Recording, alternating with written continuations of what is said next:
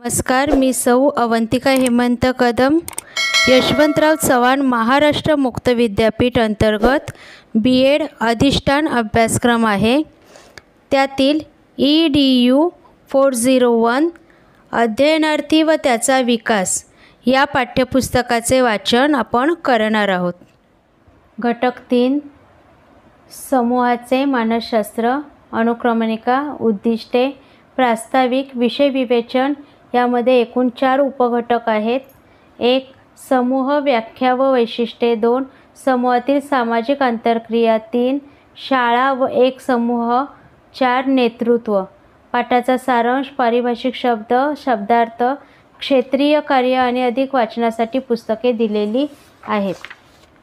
पाठाची उद्दिष्टे समजून घेऊया. या घटकाच्या अध्ययनानंतर तुम्हाला समूहाची व्याख्या सांगता येईल, समूहाची वैशिष्ट्ये सांगता येतील, समूहाचा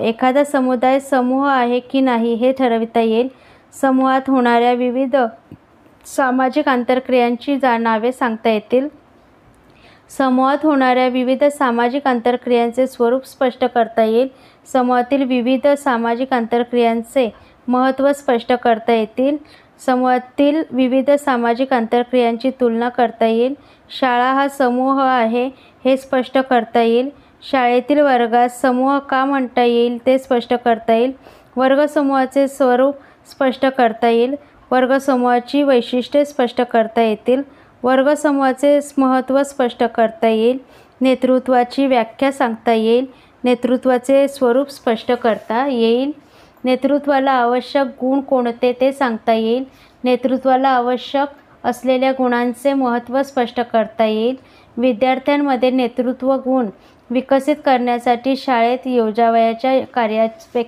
कार्यक्रमांचा विचार करता येईल. पाठाचे प्रास्ताविक. मुलाचा जन्मल्यापासून विविध गटांशी समूहाशी संबंध येतो. मुलाचा जन्मच कुटुंब ह्या छोट्या समूहात होतो व हा छोटा समूह व्यक्तीच्या जीवनात अत्यंत महत्त्वाचा असतो. मूल जसजसे मोठे होत जाते तसतसे ते शाळा, समवयस्क या विविध प्रकारची मंडळे अशांसारख्या छोट्या समूहांमध्ये वावरू लागते. व्यक्तिविकासावर कुटुंब, शाळा, समाज यांचा कोणता परिणाम होतो याचा अभ्यास आपण वाढ व विकास या घटकात केलेला आहे. व्यक्ती समूहात वावरते तेव्हा व्यक्ती व समूह यामध्ये विविध प्रकारच्या महत्त्वाच्या आंतरक्रिया होतात व त्यांचे परिणाम व्यक्ती व ती ज्या समूहात वावरते तो समूह यांच्यावर होतो. या घटकात समूह म्हणजे काय, समूहाची वैशिष्ट्ये कोणती याचा प्रथम विचार केला आहे. विविध समूहामध्ये कोणत्या वेगवेगळ्या प्रकारच्या सामाजिक आंतरक्रिया होतात, त्यांचे स्वरूप कोणते व त्यांचे व्यक्तीच्या जीवनात महत्त्व काय याबद्दलची चर्चा केली आहे. व्यक्तीच्या दृष्टीने महत्त्वाचे व छोटे सामाजिक समूह म्हणजे शाळा व वर्ग. त्यांना समूह का म्हणायचे व या समूहांमधून विद्यार्थ्यात चांगले नेतृत्व निर्माण व्हावे यासाठी शाळांमध्ये कोणकोणते उपक्रम राबवता येतील यासंबंधीही विचार ह्या घटकात केलेला आहे. उपघटक 1 विषय विवेचन. उपघटक 1 समूह व्याख्या व वैशिष्ट्ये. 2 किंवा अधिक व्यक्तींचा केवळ समुदाय म्हणजे समूह नव्हे. आगगाडीतून प्रवास करणारी माणसे, वाचनालयात वाचत असलेली व्यक्ती त्यांच्या समुदायास समूह म्हणता येणार नाही. ह्या व्यक्ती योगायोगाने एकत्र आलेल्या असतात, त्यांचा परस्परांशी संबंध नसतो. काही उद्देश एकमेकांच्या मदतीने साध्य करण्याच्या हेतूने जेव्हाच व्यक्ती एकत्र येतात तेव्हा समूह तयार होतो. वरील समूहातील व्यक्ती काही कामासाठी संघटित झाल्या, चर्चा करू लागल्या तर त्यांचा समूह तयार होईल. वाचनालयात आवश्यक असलेल्या सुविधांबद्दल व त्या कशा मिळवाव्यात हे ठरविण्यासाठी वाचनालयात जमलेल्या व्यक्ती एकत्र आल्या तर त्यांचा समूह तयार होईल. सुविधांबद्दल सूचना करून झाल्या की कदाचित सभासद पांगतील व समूहाचे अस्तित्व संपेल. समूह म्हणजे ते अधिक स्पष्ट होण्यासाठी समूहाच्या काही व्याख्या अभ्यासूया. शेरिफ यांच्या मते सामाजिक समूह म्हणजे असा समूह की आपल्या स्थानामुळे व भूमिकेमुळे ज्यातील व्यक्तीच्या संबंधांना निश्चित स्वरूप प्राप्त झालेले असते व ज्यांच्या मूल्यांचा व मानदंडांचा अंकुश समूहदृष्ट्या महत्त्वाच्या गोष्टीबाबत तरी व्यक्तींच्या वर्तनावर असतो. समूह म्हणजे असा गट की ज्यामध्ये सर्व व्यक्तींचे अस्तित्व प्रत्येक व्यक्तीच्या काही ना काही गरजांच्या तृप्तीसाठी आवश्यक असते व त्या सर्व व्यक्तींमध्ये निश्चित प्रकारचे संबंध निर्माण झालेले असतात. अशी समूहाची व्याख्या कॅटेल यांनी केलेली आहे. न्यूकोम्ब यांनी पुढील प्रमाणे व्याख्या केली आहे. एकत्र आलेल्या व्यक्तींमध्ये आदर्श व मूल्ये समान असतील आणि सामाजिक भूमिका परस्परांशी निगडीत असतील तर त्याला समूह म्हणता येईल. समूहातील मानसिक संबंधांचे महत्त्व लक्षात घेऊन काही मानसशास्त्रज्ञांनी केलेली व्याख्या म्हणजे समूह म्हणजे आपण एक आहोत जसे ज्यांना वाटते व त्या जाणिवेचे प्रतिबिंब ज्यांच्या वर्तनात दिसून येते अशा व्यक्तींना निराळा पडणारा गट होय. वरील व्याख्यांवरील समूहाची वैशिष्ट्ये ध्यानात येतील. 1. समान उद्देश व मूल्ये. स्वतःच्या काही गरजांची पूर्ती करण्यासाठी एखादा उद्देश साध्य करण्यासाठी व्यक्ती एकत्र येतात व त्यांचा समूह बनतो. समूहातील व्यक्तींचा उद्देश समान असतो. समूहातील व्यक्तींचे वर्तन स्वीकार्य आहे. त्यांच्याकडून कोणत्या वर्तनाची अपेक्षा आहे, त्यांनी कोणते कार्य करावे याबाबत काही नियम असतात, काही मूल्ये असतात. काही वेळा हे नियम लिखित स्वरूपात असतात तर काही वेळा ते परंपरेने ठरतात. असे मान्य केलेले नियम व समूहाचा उद्देश याचा परिणाम समूहाच्या दृष्टीने महत्त्वाच्या बाबतीत तरी असतो. समूहातील सभासदांच्या वर्तनावर होतो. एखादी व्यक्ती प्रत्यक्ष समूहात एखादे वेळी हजर नसली तर तिचे वर्तन समूह मान्यच होते. अशा तऱ्हेने अस्तित्वात आलेल्या समूहाचे सभासद व आपल्या उद्देश साध्य करण्यासाठी एखादी व्यक्ती स्वीकारते. 2. सभासदांची मधील आंतरक्रिया. सभासदांमधील आंतरक्रिया म्हणजे समूहाचा उद्देश साध्य करण्यासाठी सभासदांमध्ये साधारणपणे नियमितपणे आंतरक्रिया होणे आवश्यक असते. ज्यावेळी अशी आंतरक्रिया थोड्या काळापुरतीच असते त्यावेळी त्या काळापुरताच तो समूह असतो. आंतरक्रिया थांबली व उद्देश साध्य झाला की समूहाचे अस्तित्व संपते. आगगाडीतील प्रवाशांपैकी एखाद्याला बरे वाटत नाही असे दिसल्याबरोबर बाकीचे सहप्रवासी एकत्रितपणे त्याला मदत करतात. कोणती व कशी मदत करावी याबद्दल विचारविनिमय करतात. त्यावेळी त्या समुदायास तात्पुरते समूहाचे स्वरूप प्राप्त होते. प्रवाशाला जरा आराम मिळाला की ती व्यक्ती पुन्हा स्वतंत्रपणे वागू लागते व समूहाचे अस्तित्व संपते. गटातील सभासदांमध्ये आंतरक्रिया होत नसेल तर त्याला समूह म्हणता येणार नाही. आंतरक्रियांद्वारे समूहातील व्यक्ती परस्परांशी संबंध ठेवतात. परस्परावलंबित्व म्हणजे एखादा उद्देश साध्य करण्यासाठी एकत्र आलेल्या व्यक्तींना एकमेकांवर अवलंबून राहावे लागते.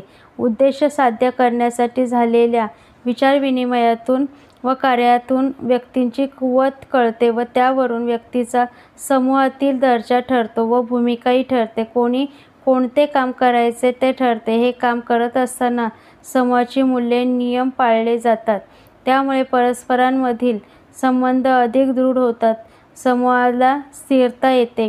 परस्परांच्या सहकार्यातून उद्देश साध्य झाला तर सभासदांचा फायदा होतो. उद्देश साध्य झाला नाही तर सभासदांचा तोटाही होतो. समूहातील प्रत्येक व्यक्ती इतरांवर अवलंबून असते. 4था मुद्दा आहे समूहाच्या सभासदत्वाची अवबोध. एखाद्या समूहाचा सभासद झालेल्या व्यक्तीला आपण अमुक समूहाचे सभासद आहोत असे वाटले पाहिजे. समूहाच्या कार्यात त्याने सहभागी झाले पाहिजे. जर एखादा सभासद सहभागी झाला नाही तर आंतरक्रिया होणार नाही. समान मूल्ये व उद्देश यांना अर्थ राहणार नाही व उद्देश साध्य होण्याबाबतचे त्यांचे नशीब इतरांवर अवलंबून राहील. या ठिकाणी काही प्रश्न दिलेले आहेत ते अभ्यासावेत. घटक 2 उपघटक 2 समूहातील सामाजिक आंतरक्रिया. काही उद्देश साध्य करण्यासाठी व्यक्ती समूह बनवतात. त्यांच्यामध्ये आंतरक्रिया होतात व त्यामुळे परस्परांमध्ये अनेक प्रकारचे संबंध निर्माण होतात ते आपण पाहिले. काही वेळा ही आंतरक्रिया एकमार्गी असतात, म्हणजेच एका व्यक्तीच्या किंवा समूहातील काही व्यक्तींच्या वर्तनाचा परिणाम दुसऱ्या व्यक्तीवर होतो. सूचना, अनुकरण, सहानुभूती, समूहानुवर्तित ह्या समूहात आढळणाऱ्या एकमार्गी आंतरक्रिया आहेत. काही आंतरक्रिया परस्परिक असतात. ह्या प्रकारच्या आंतरक्रिया अनेक दोन्ही व्यक्ती किंवा दोन्ही गट सारखेच कार्यप्रवृत्त असतात व दोघांचाही एकमेकांच्या वर्तनावर प्रभाव पडतो. सहकार्य व स्पर्धा या परस्परांतरिक आंतरक्रिया आहेत. एकमार्गी आंतरक्रिया यामध्ये सूचन, एखाद्याचे विधान किंवा मत दुसऱ्या व्यक्तीने चिकित्सक बुद्धी न वापरता स्वीकारणे याला सूचन म्हणतात.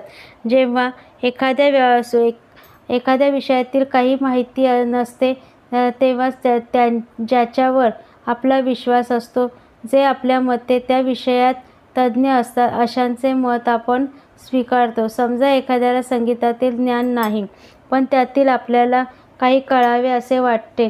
त्यावेळी एखाद्या गायकाच्या गाण्यावरील तज्ज्ञ टीकाकाराने दिलेले मत ती व्यक्ती सहज स्वीकारते. काही वेळा स्वतःशी मिळते-जुळते मत जर कोणी व्यक्त केले तर फारशी चिकित्सा न करता ते आपण स्वीकारतो. ज्या राजकीय पक्षाच्या विचाराशी आपले विचार जुळत असतील त्या राजकीय पक्षाच्या पुढाऱ्यांचे मतही आपण विचार न करता ग्राह्य धरतो. वरीलप्रमाणे एखादे विधानास परंपरेचा, विद्वत्तेचा किंवा अन्य प्रकारच्या प्रतिष्ठेचा पाठिंबा असला तर त्यास प्रतिष्ठा सूचन म्हणतात. समूहात असताना समूहातील व्यक्ती अधिक सूचनाक्षम बनतात.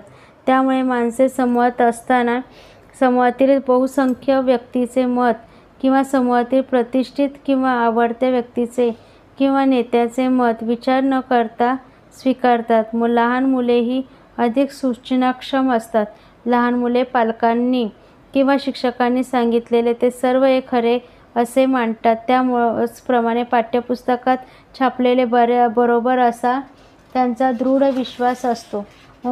भोळी माणसे किंवा अशिक्षित व्यक्ती राजकीय पुढारी किंवा व्यापारी, प्रचारक यांच्या मते सहज स्वीकारतात. तसेच वेद, पुराण, कुराण, बायबल इत्यादी बाबतीतील धर्मगुरूंची मते सामान्यपणे बाभडेपणाने स्वीकारतात. स्त्रियाही अधिक सूचनाक्षम असतात असे आढळते, पण या व्यक्ती सूचनाक्षम असण्याचे मुख्य कारण म्हणजे त्यांना काही क्षेत्रातील ज्ञान व अनुभव कमी असतो. जी व्यक्ती जन्मजात सूचनाक्षम असतात असे नाही.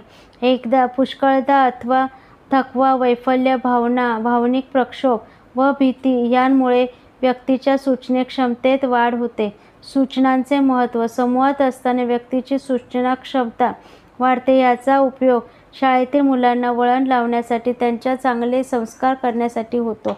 इष्टनिष्ठतेच्या कल्पना, ईश्वरविषयक समजुती, परकीय संस्कृतीबद्दलच्या कल्पना मुले त्यांच्या शिक्षकांकडून सूचनाद्वारे स्वीकारतात. धर्मप्रचारकही भोळ्या लोकांच्या सूचनक्षमतेचा फायदा घेऊन धर्मप्रसार करतात. राजकीय प्रचारकही अशिक्षित व्यक्तींच्या सूचन क्षमतेचा फायदा घेऊन आपल्या मतांचा प्रचार करतात. मानसोपचार तज्ज्ञही मनोविकृतीचा वर उपचार करण्याचा सूचनातंत्राचा वापर करतात. उत्पादक आपल्या जाहिरातीमध्ये प्रख्यात नटनट्या, डॉक्टर, वादक, गायक यांच्यामार्फत प्रतिष्ठा सूचन वापरतात व त्या लोकांच्या सूचन क्षमतेचा फार चांगल्या तऱ्हेने उपयोग करून घेतात. अनुकरण. एका व्यक्तीची कृती दृष्टीस पडल्यास तशी कृती दुसऱ्याच्या कडून होणे म्हणजे अनुकरण होय. अनुकरण हे होणे ही आपोआप होणारी क्रिया आहे. अनुकरण करणे ही जाणीवपूर्वक व हेतुपुरस्सर होणारी क्रिया आहे. एकाला जांभई आली तर दुसऱ्यालाही जांभई देतो. आईच्या दणक्याने मूल दचकते. रस्सी खेच हा खेळ चालू असताना ज्या बाजूचे खेळाडू रस्सी खेचू शकतात त्याच बाजूला बघणारे प्रेक्षकही त्यांच्या नकळत सरकतात. ही सर्व अनुकरण होण्याची उदाहरणे आहेत. वडील हातात पुस्तक घेऊन वाचतात म्हणून अगदी लहान मुलही हातात पुस्तक धरून वडिलांप्रमाणे बसते. तरुण मुले-मुली नटनट्या अनुकरण करतात. ह्यात अनुकरण करण्याची क्रिया आहे. लहान मुले किंवा मोठी माणसे अनुकरण करत असली तरी एखाद्याच्या सर्वच वर्तनाचे अनुकरण करत नाही. लहान मुले नवीन आकर्षक गोष्टींचेच अनुकरण करतात. ती आपल्या आवडत्या व्यक्तीच्याच लकबी उचलतात. मोठ्या माणसांचे अनेक अनुकरण हे वैयक्तिक आवडीनिवडी, हेतू, उद्दिष्टे, गरजा या विविध गोष्टींवर अवलंबून असते. कौशल्य शिकण्यासाठी आपण एखाद्या कसबी व्यक्तीचे हेतुपुरस्सर अनुकरण करतो. कोणत्याही प्रेरणांचा संतोष साधण्यासाठी अनुकरण उपयोगी पडते तेव्हा अनुकरण केले जाते. अनुकरणाचे महत्त्व. समाजात भाषा, आहार, विहार, पोशाख, आदरातिथ्याच्या पद्धतीत, सणवार, पूजा प्रकार इत्यादी बाबतीत जी एकविधता दिसते ती अनुकरणामुळेच दिसते. अनुकरणामुळे वेगवेगळ्या बाबतीतील कौशल्य प्राप्त करणे सोपे होते. परिस्थितीशी समायोजन साधण्याच्या प्रयत्नात माणसे नवनवीन साधने, तंत्रे शोधून काढतात व नित्य नवे प्रयोग करतात. इतर व्यक्ती त्या तंत्रांचे, साधनांचे अनुकरण करतात. त्यामुळे समाजाच्या भौतिक परिस्थितीत बदल होतो व समाजाची प्रगती होते. पुढील पिढी मागील पिढीचे अनुकरण अनेक गोष्टी शिकते. सहानुभूती. सामान्यपणे सहानुभूतीचा अर्थ दुसऱ्याबद्दल कणव वाटणे असा घेतला जातो, परंतु त्याचा शब्दशः व व्यापक अर्थ म्हणजे दुसऱ्याच्या भावनेशी अभिव्यक्त होऊन पाहून ती भावना स्वतःच्या ठिकाणी उद्भवणे. एकाचा घाबरलेला चेहरा पाहून अन्य माणसांनाही भीती वाटू लागते. मृताच्या नातेवाईकांचा शोक बघून इतरांनाही रडू येते. ही अनुभूतीची उदाहरणे आहेत. एखाद्याच्या भावनेचा आविष्कार बघितल्यामुळे ती भावना इतरांच्या मनात उत्पन्न होत असली तरी तिचा पूर्ण प्रत्यय येण्यासाठी दोन गोष्टी आवश्यक आहेत. एक म्हणजे कोणत्या प्रसंगामुळे ती भावना उत्पन्न झाली हे समजले तरच भावनांचे पूर्ण प्रत्यय येतो. दुसरी गोष्ट म्हणजे ज्या व्यक्तीमध्ये आपल्याला रस असतो त्यांच्याच भावनेचा आपणास अधिक प्रत्यय येतो. समूहानुवर्तित्व. यामध्ये समूहातील बहुसंख्य सभासदांचे विधान, नियम, मत हे प्रश्न न विचारता, शंका न घेता स्वीकारणे व त्यांचे पालन करणे म्हणजे समूहानुवर्तित्व. समूहाच्या प्रभावामुळे व्यक्तीच्या वर्तनात बदल होतो व समूह व व्यक्ती यांच्यातील एकात्मता वाढते. समूहाचा प्रभाव व्यक्तीच्या वर्तनावर किती पडतो व व्यक्ती समूहानुवर्तित्व कशी आचरते हे पाश्चात्य देशातील एका टीव्हीवरील कार्यक्रमात फार चांगल्या तऱ्हेने दाखवले होते. त्या कार्यक्रमात एक सैन्यातील अधिकारी नव्याने भरती झालेल्या 6 सैनिकांसमोर व्याख्यान देत आहे असे दाखवलेले होते. व्याख्यान चालू असतानाच त्यांच्यातील 5 सैनिक हॅट काढणे, मध्येच उभे राहणे, मध्येच व्याख्यानकाराकडे पाठ करून उभे राहणे अशांसारख्या विचित्र कृती करतात व व्याख्यान संपायच्या आतच बाहेर निघून जातात असे दाखवले होते. 5 जणांचे विचित्र वर्तन पाहून 6वा गोंधळतो, पण ते तरी सर्व उभे राहिले की हाही उभा राहतो, हॅट काढतो, व्याख्यात्याकडे पाठ करतो व 5ही बाहेर गेल्यावर हाही बाहेर जातो. 6व्याने असे वर्तन का केले असावे? समूहातील सर्वच व्यक्तींच्या वर्तनाचा प्रभाव त्याच्यावर पडला. बहुतांच्या विरोधी मत देणाऱ्या किंवा वागणाऱ्या व्यक्तींचा स्वीकार समूहातील इतर व्यक्ती करत नाही, म्हणून बहुमतानुसार वागण्याकडे माणसाचा कल असतो. समूहानुवर्तित्व केवळ लहान मुलांतच आढळते असे नाही, तर मोठ्या माणसांमध्येही आढळते. सामाजिक चालीरीती, रूढी, नियम, निष्ठा यांचे निःशंक मान्यता घेऊन पालन केले जाते. असे वर्तन समूहाच्या सातत्याच्या दृष्टीने महत्त्वाचे असते. बहुसंख्य व्यक्ती बहुमतानुसार वागण्याच्या असल्या तरी बहुमताच्या प्रभावाविरुद्ध सातत्याने विचार मांडणाऱ्या व्यक्तीच समाजात बदल घडवून आणतात असे इतिहास दर्शवितो. बालविवाहाची प्रथा नाहीशी होणे, स्त्रियांच्या शिक्षणास सुरुवात होणे यासारख्या सुधारणा प्रभावाविरुद्ध मत मांडणाऱ्या व्यक्तीमुळे झाल्या आहेत. या ठिकाणी काही प्रश्न दिलेले आहेत, ते अभ्यासायचे आहेत. पारस्परिक आंतरक्रिया. यामध्ये सहकार्य. समान उद्दिष्ट गाठण्यासाठी अनेक व्यक्ती आपली शक्ती व बुद्धी एकत्रितपणे वापरत असतो. प्रत्येक व्यक्ती आपल्या कुवतीनुसार काम करत असते. अशा वर्तनास सहकार्य असे म्हणतात.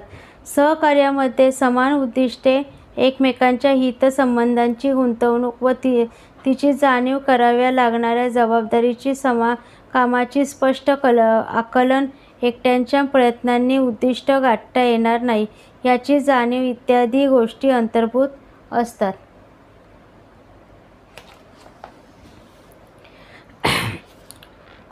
वैज्ञानिक संशोधन, मुलांचे शिक्षण, कोणतेही उत्पादन तातडीने करावयाची कामे, शारीरिक कष्टाची कामे यासारख्या कितीतरी कामे सहकार्याशिवाय होऊ शकत नाही. श्रमविभागणी तत्त्वाचा अवलंब करून इतरांना कामात सहभागी करून घेऊन सहकार्य साधता येत नाही. सहकार्य साधता येते. सहकार्य व स्पर्धा यांमध्ये कोण अधिक उपयुक्त हे ठरविण्यासाठी एम. डॉइश यांनी काही हुशार विद्यार्थ्यांचा गट केले. काही गटात सहकारी तत्त्वावर समस्या सोडविण्याचे काम करण्यास प्रवृत्त केले व काही गटात स्पर्धात्मक वातावरणात हेच काम करण्यास प्रवृत्त केले. त्यांच्या अभ्यासाचे निष्कर्ष पुढीलप्रमाणे आहेत. सहकारी तत्त्वावर काम केलेल्या विद्यार्थ्यांमध्ये स्पर्धात्मक वातावरण काम केलेल्या विद्यार्थ्यांपेक्षा संपादन प्रेरणा अधिक आढळली. त्यांनी प्रयत्नांचे संयोजन व मेळ अधिक चांगल्या तऱ्हेने घातला होता. काम करताना श्रमविभागणी व परस्पर पूरक प्रयत्न होतील अशी योजना केली. परस्परांमध्ये विचारांची देवाणघेवाण व चर्चा अधिक झाली. त्यामुळे परस्परात स्नेहभाव निर्माण झाला आणि अधिक समस्या सोडवल्या. समस्या सोडवण्यासाठी अधिक तपशीलवार व विस्तृत शिफारशी केल्या. परस्परात अधिक विचारविनिमय झाल्याने त्या विद्यार्थ्यांना समस्यांचे अधिक आकलन झालेले आढळते. त्यांच्यात परस्परांशी सामावून घेणे, सल्लामसलत देणे, एकमेकात मदत करणे, चर्चा करणे, सामूहिक निर्णय घेणे इत्यादी इष्ट वर्तन प्रकार आढळले. स्पर्धात्मक वातावरणात काम केलेल्या विद्यार्थ्यांचे काम कमी झाले व कामातील गुणवत्ताही कमी आढळली. त्यांच्या ठिकाणी विफलता भाव व चिंता निर्माण झाल्याचे आढळले. परस्परात स्नेहभावही निर्माण झाला नाही. सहकार्यातून होणारे फायदे दिसण्यासाठी कामात सहभागी होणाऱ्या इतरांच्या सहकार्याशिवाय काम पुरे होणार नाही अशी जाणीव असणे आवश्यक आहे. आपले हित सहकार्यातच आहे याची खात्री हवी व त्यातील कोणतीही व्यक्ती अरेराव वृत्तीची इतरांचा अपमान करणारी नसावी. स्पर्धा जी गोष्ट विभागून घेता येण्यासारखी नसते, तिच्या प्राप्तीसाठी एखादी व्यक्ती किंवा व्यक्तीचा एखादा गट चुरशीचा प्रयत्न करतो, या स्पर्धा असे म्हणतात. एखाद्या खेळात विजेतेपद मिळवणे, वर्गात प्रथम क्रमांक मिळवणे, एखादे अधिकारपद मिळवणे अशासारख्या प्रसंगांमध्ये स्पर्धा दिसून येते. व्यक्ती कोणत्या गोष्टीसाठी स्पर्धा करेल व स्पर्धा यशस्वी होण्यासाठी कोणत्या मार्गांचा अवलंब करेल हे तिच्या सांस्कृतिक वातावरणावर व शिकवणुकीवर अवलंबून असते. सहकार्य व स्पर्धा यांच्या परिणामांचा बाबत चर्चा करताना स्पर्धेचे दुष्परिणाम आपण पाहिले. पण स्पर्धा नेहमी विध्वंसकच असते असे नाही. स्पर्धेमुळे व्यक्तीच्या सुप्त कार्यक्षमता कार्यान्वित होतात व चारचौघांच्या तुलनेत आपल्या क्षमतांच्या बाबतीत आपले स्थान कोठे आहे ते त्या व्यक्तीला कळते. अशा तऱ्हेने स्पर्धा प्रगतीलाही कारणीभूत होते. स्पर्धेमुळे कामाचा वेग वाढतो व काम अधिक होण्याची व गुणवत्ता सुधारण्याची शक्यता वाढते. कारण स्पर्धक चुरशीचे प्रयत्न करतो व स्पर्धेसाठी आपले शक्ती सर्वस्व वापरतो. स्पर्धेसाठी प्रमुख दोष म्हणजे स्पर्धकाला पदरी निराशा येण्याची चिंता व भीती वाटण्याची शक्यता असते. अशी मनस्थिती मनोविकृतीची लक्षणे उत्पन्न करण्यास अनुकूल असते. या ठिकाणी काही प्रश्न दिलेले आहेत, ते आपण अभ्यासायचे आहेत. उपघटक 3, शाळा एक समूह. शाळा हा एक सामाजिक समूह आहे. सगळे शिक्षक, विद्यार्थी व कार्यालयीन सेवक या समूहाचे सभासद असतात. शाळा या समूहाचे उद्दिष्ट विद्यार्थ्यांचा सर्वांगीण विकास करणे, त्यांना विविध विषयातील शिक्षण देणे, त्यांना योग्य नागरिक बनविणे हे असते. शाळेचे उद्दिष्ट समाजाच्या वर्तन उद्दिष्टांवर आधारित असते. राजकीय व सामाजिक परंपरेनुसार समाजाला ज्या प्रकारचे नागरिक हवे असतात तसेच नागरिक घडविणे शाळेचे उद्दिष्ट असते. शाळेतील मुख्याध्यापक, शिक्षक, विद्यार्थी व कार्यालयीन सेवक यांच्या भूमिका ठरलेल्या असतात. त्यांचा शाळा या समूहातील दर्जा ठरलेला असतो. त्यातील विविध भूमिकेतील सभासदांकडून कोणते वर्तन अपेक्षित आहे याबाबत लिखित नियम असतात. याशिवाय काही नियम एकूण शिक्षण संस्थांच्या स्वरूपावरून व त्या विशिष्ट शाळेच्या परंपरांनी ठरलेले असतात. या नियमानुसार वर्तन व्हावे असे प्रयत्न शाळेत होतात. शालेय नियमानुसार नवीन सभासद या समूहात प्रवेश करतात. त्यांचेही वर्तन वरील नियमानुसार व्हावे यासाठी शिक्षक व इतर जबाबदार व्यक्ती प्रयत्नशील असतात. शाळेतील सभासदांमध्ये एकमार्गी व पारस्परिक अशा दोन्ही प्रकारच्या आंतरक्रिया घडून येतात. शाळा ज्याप्रमाणे विद्यार्थ्यांच्या वर्तनात बदल घडवून आणते त्याप्रमाणे शाळेतील परंपरांवरही विद्यार्थी वर्तनाचा परिणाम होतो. शाळेतील वातावरणामुळे शिक्षकांच्या प्रयत्नांमुळे काही शाळांमधून उत्तम अभ्यासू विद्यार्थी, काहींमधून उत्तम खेळाडू तयार होतात तशी शाळेची परंपराही तयार होते. शाळा ही या मोठ्या समूहात अनेक लहान पण महत्त्वाचे समूह असतात. शाळेतील वेगवेगळे वर्ग, विविध प्रकारची मंडळे हे त्यातील एक समूह. त्यापैकी वर्ग हा समूह अत्यंत महत्त्वाचा असतो, कारण वर्गातील कार्यावरच शाळेचे उद्दिष्ट कशा प्रकारे साध्य होईल हे अवलंबून असते. यामुळे वर्गसमूहाचा विशेषत्वाने विचार करणे आवश्यक आहे. वर्गसमूह म्हणजे त्याचे स्वरूप, वैशिष्ट्य व महत्त्व व स्वरूप समजावून घेऊया. वर्गसमूह हा औपचारिक समूह आहे. त्यांची रचना बाह्य शक्तीमुळे झालेली असते. त्यात अनेक लहान लहान अनौपचारिक समूह असतात. वर्गसमूहातील व्यक्तींचा दर्जा व जबाबदाऱ्या ठरलेल्या असतात. वर्गसमूहाची उद्दिष्टे, कार्यक्रम व सदस्यांचे कार्य बाह्य शक्ती ठरवतात. या बाबी सभासदांनी ठरवलेल्या नसतात. शिक्षक हा एक वर्गसमूहाचा नेता असतो. तोही सभासदांनी निवडलेला असतो. तो त्यांच्यावर लादलेला असतो. वर्गसमूह हा स्थिर समूह असतो. त्यातील सभासदांचे परस्पर संबंध दीर्घकाळ टिकणारे असतात व त्यांच्यात निकट सहवास असतो. वर्गातील अनौपचारिक समूहातील मुलांमध्ये फार घनिष्ठ व मैत्रीचे संबंध निर्माण होतात.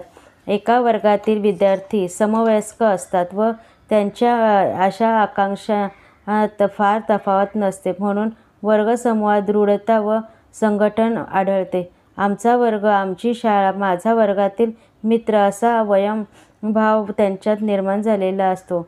वैशिष्ट्ये. अध्ययन करणे हे वर्गसमूहाचे उद्दिष्ट असते. शाळेत मुलाचे नाव दाखल केल्यावर व त्याला विशिष्ट वर्गात घातल्यावर त्याला वर्गसमूहात हजर राहणे त्यांच्यावर बंधनकारक असते.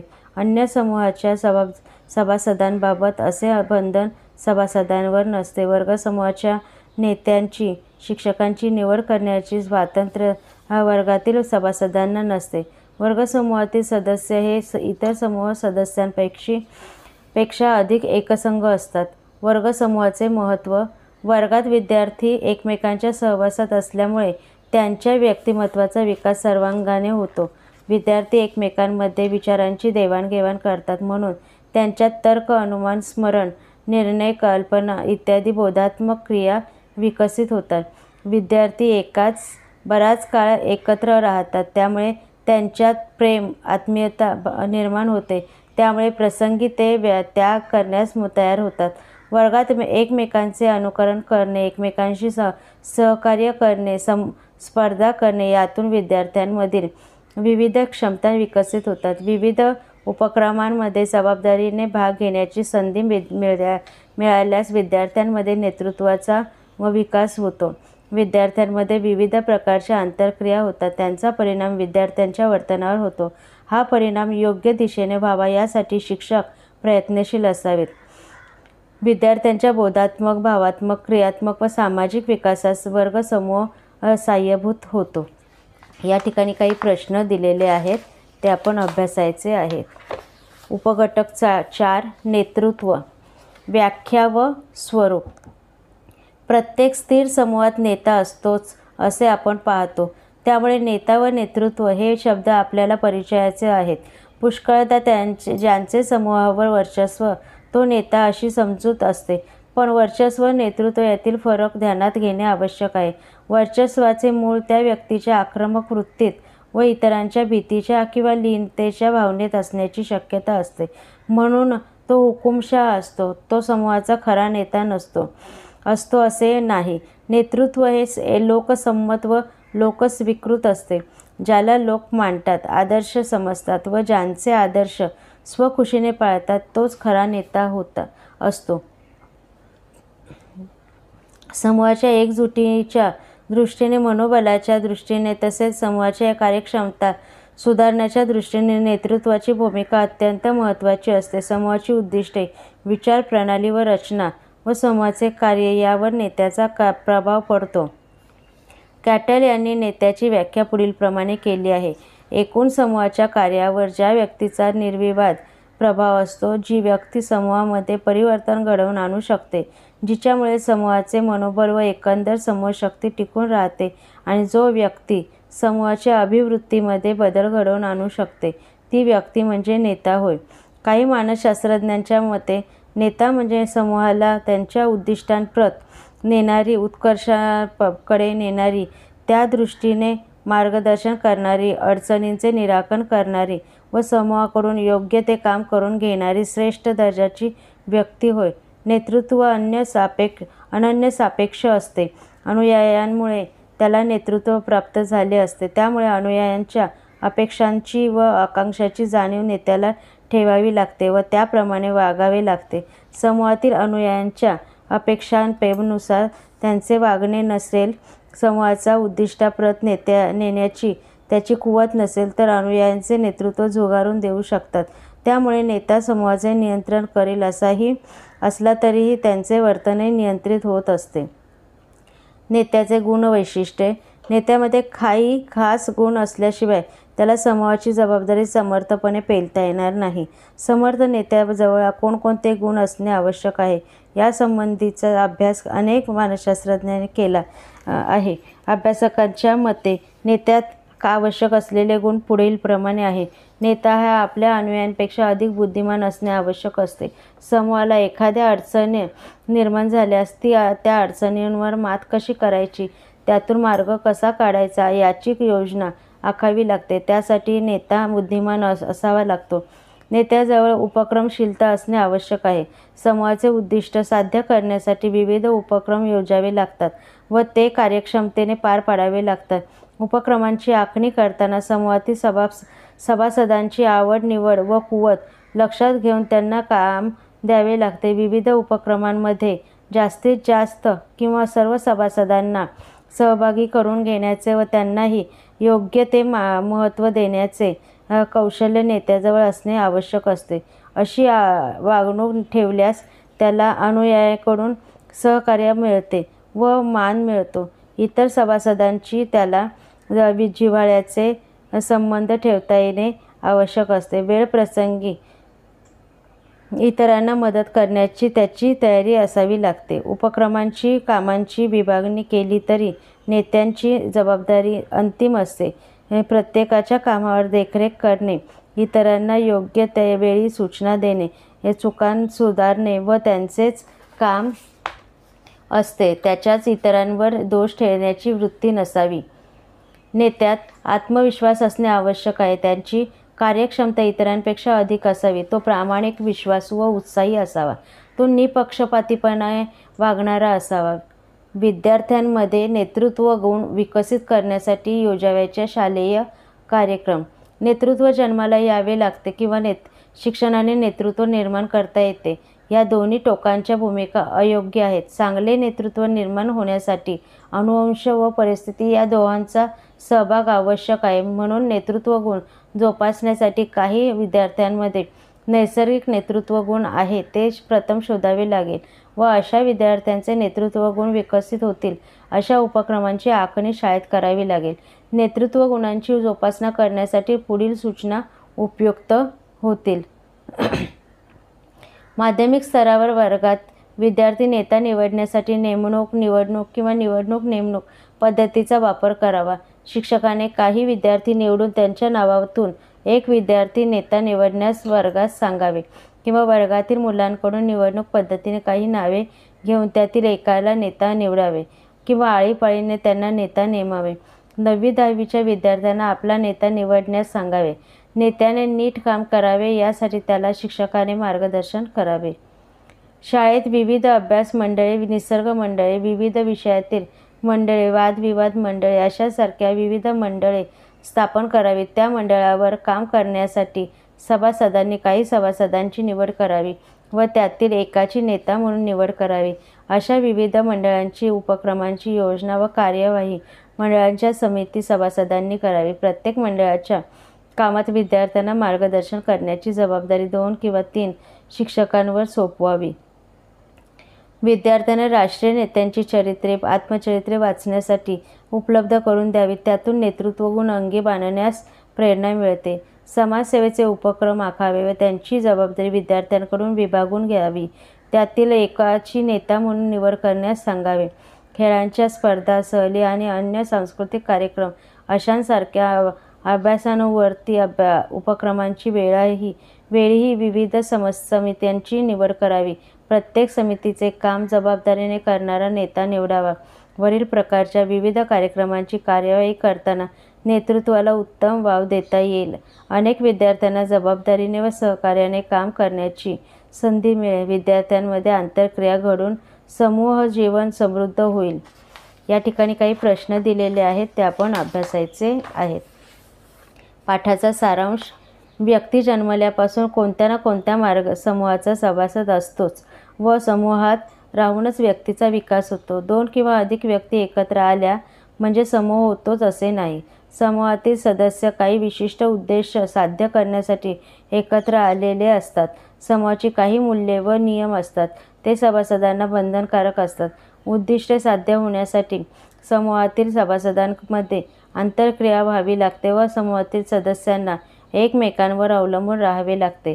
आपण अमुक समूहाचे सभासद आहोत याची जाणीव सभासदांना असावी लागते. ही सर्व वैशिष्ट्ये ज्या समुदायाला लागू होतात त्यास समूह म्हणतात. समूहामधील सभासदांमध्ये 2 प्रकारच्या सामाजिक आंतरक्रिया होतात, त्या म्हणजे एकमार्गी व पारस्परिक. एकमार्गी आंतरक्रियेत एखाद्या व्यक्तीच्या किंवा समूहातील बहुसंख्य व्यक्तीच्या मतांचा, विधानांचा किंवा वर्तनाचा परिणाम दुसऱ्या व्यक्तीवर होतो.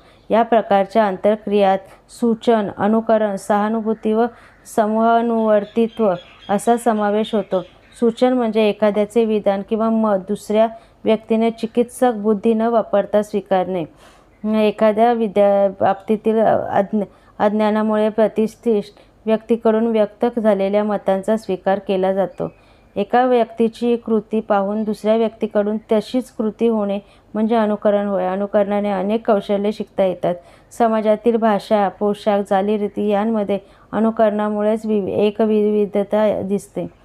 सहानुभूती म्हणजे दुसऱ्यांचा भावनाविष्कार बघून स्वतःच्या ठिकाणी ती भावना उद्भवणे. सहानुभूती.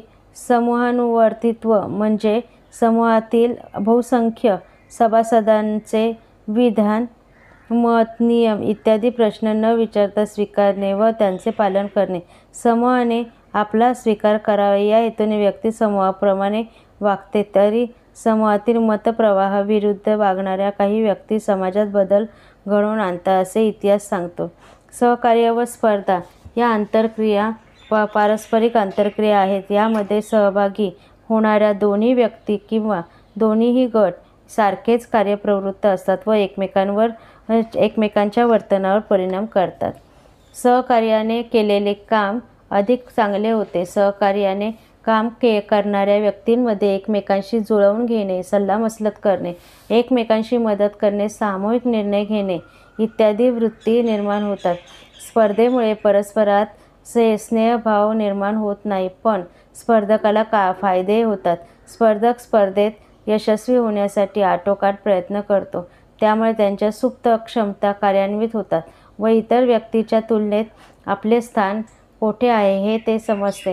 स्पर्धेचा प्रमुख दोष म्हणजे स्पर्धकास निराशा येण्याची व चिंता आणि भीती वाटण्याची शक्यता असते. वरील सर्व आंतरक्रियांचा परिणाम व्यक्तीचे वर्तन, तिच्या अभिवृत्ती व अभिरुची यावर होतो. शाळा व वर्ग हे दोन्हीही समूह व्यक्तीच्या वर्तनावर परिणाम होतात. समाजाला ज्या प्रकारचे नागरिक हवे असतात त्या प्रकारचे नागरिक तयार करणे व विद्यार्थ्यांचा सर्वांगीण विकास करणे ही शाळेची उद्दिष्टे असतात. शाळेतील विविध कार्यक्रमांमधून व वर्गात होणाऱ्या उपक्रमांमधून वरील उद्देश साध्य करण्याचा प्रयत्न केला जातो. कोणताही समूह घेतला तर त्याच्या कार्यसिद्धीसाठी नेत्याची आवश्यकता असते. हा नेता इतरांपेक्षा बुद्धिमान, कार्यक्षम, उपक्रमशील, सहकार्यवृत्ती असलेला, आत्मविश्वासू, जबाबदारी अंगावर घेणारा, प्रामाणिक, उत्साही व निपक्षपाती असावा लागतो.